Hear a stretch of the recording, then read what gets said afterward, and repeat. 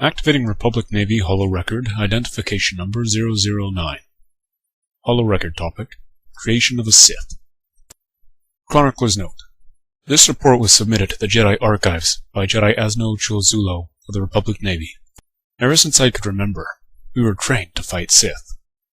The Sith Force wielders all start the same, but all end up different. They always start as a trainee, who is known to be Force sensitive.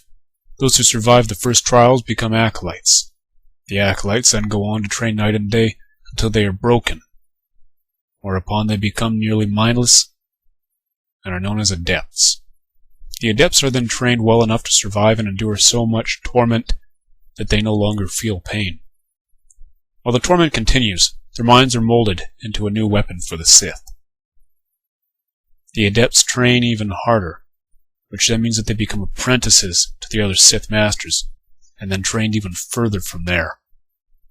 The Jedi Padawan may find themselves in a similar role, but the Sith apprentice endures much more severe training, and their minds are tormented to show no mercy.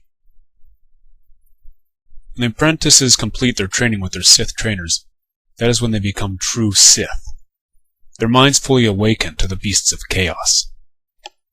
They are trained to such an extent that they can stand up to a Jedi Master who has been one for a decade or more. These are the iconic Sith. After their training is complete, they then must fight and bring suffering in great quantities to the galaxy in which they will gain experience. And this can usually take up to 2 decades, unless there is a constant conflict which excels them quicker to what they will become. This experience opens their minds more, and leaves them no longer as slaves to their former torment. They are open-minded, and now command the dark forces. There are 3 main classes of Sith. The first is the Sith Marauder. They are the ones who go through constant battle, leaving no one alive. The prime example of a Sith Marauder is Darth Sion. They will show you no mercy whatsoever, and if you are in their way, they will stop at nothing to kill you. The second class is the Sith Assassin, who mentally torments their opponents, as opposed to fighting them directly. However, when they do choose to engage in any form of combat, they prefer to use illusions to read your mind for faults.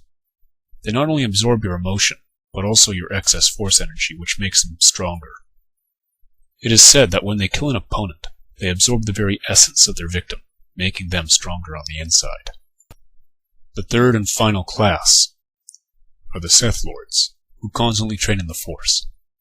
They demand absolute obedience from their followers, and failure to comply will usually bring an untimely death.